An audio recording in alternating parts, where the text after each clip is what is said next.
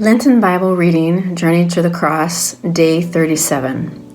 The Crucifixion and the Death of Jesus comes from Luke chapter 23, verses 26 to 49. As they led him away, they seized a man, Simon of Cyrene, who was coming from the country, and they laid the cross on him and made him carry it behind Jesus. A great number of the people followed him, and among them were women who were beating their breasts and wailing for him.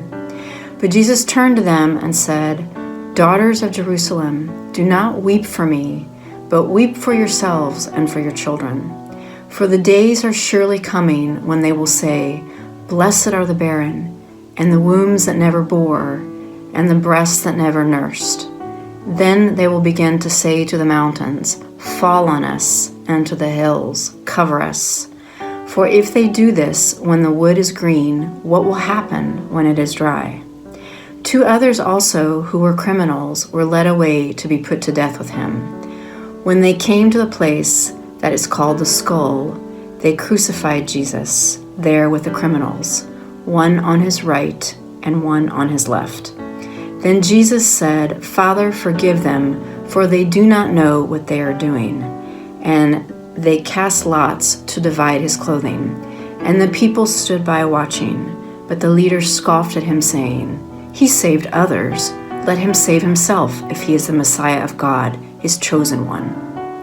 The soldiers also mocked him, coming up and offering him sour wine and saying, "If you are the king of the Jews, save yourself." There was also an inscription over him, "This is the King of the Jews." One of the criminals who were hanged there kept deriding him and saying, "Are you not the Messiah?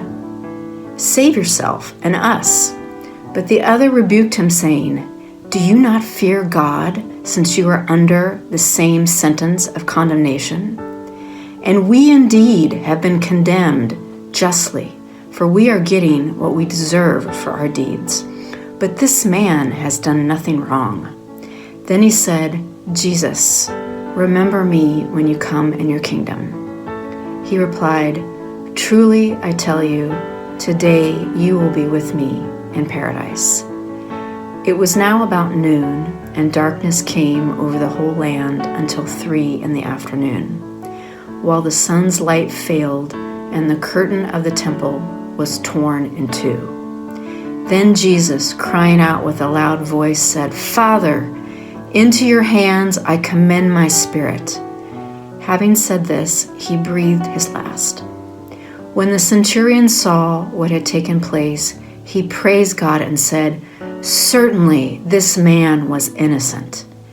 And when all the crowds who had gathered there for this spectacle saw what had taken place, they returned home, beating their breast.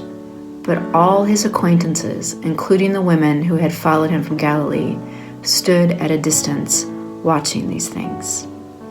Thank you for joining in daily Bible reading. Peace be with you. Have a blessed day.